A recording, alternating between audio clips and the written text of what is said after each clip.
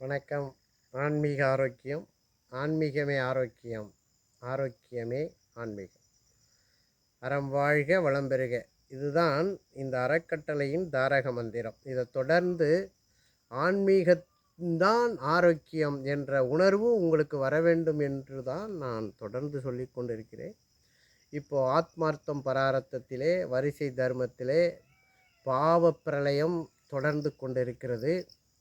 இந்த பாவத்தினுடைய இயக்கம் ஆத்மார்த்தத்திலே எப்படி நம்மளுடைய இயக்கம் நடைபெறுகிறது என்பதை நீங்கள் முதலில் கவனித்து கொள்ள வேண்டும்.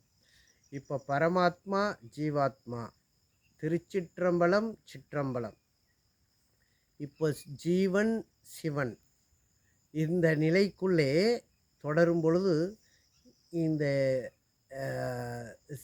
சிவன் இப்போ பரமாத்மா ஜீவனை இயக்குகிறார். அப்போ இதை நீங்கள் எப்படி இயக்கணும்? இப்போ ஆன்மா, பேரான்மா ஜீவாத்மாவை இயக்குகிறது.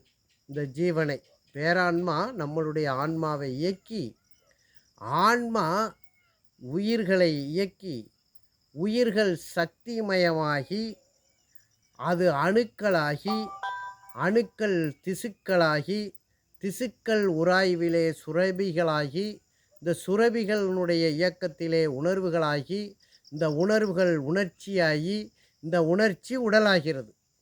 நம்ம என்ன செய்கிறோம்?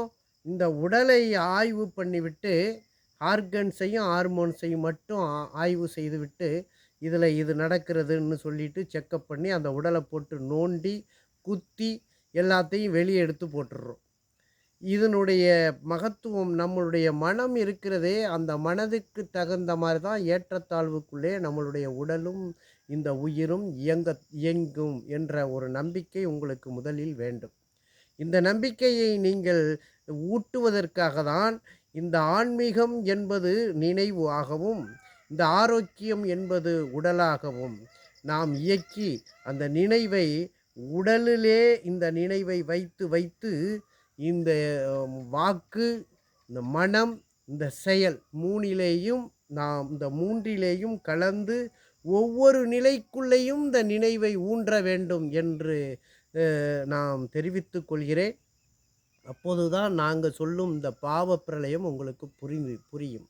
இல்லை என்றால், இந்த வரிசை புரியவில்லை என்றால் பாவம் நோய்களாக எப்படி மாறுகிறது என்று புரியாது. அதனால் இதையெல்லாம் கவனமாக நோக்குங்கள். வாழ்த்துக்கள். அறம் வாழ்க வளம் பெறுக.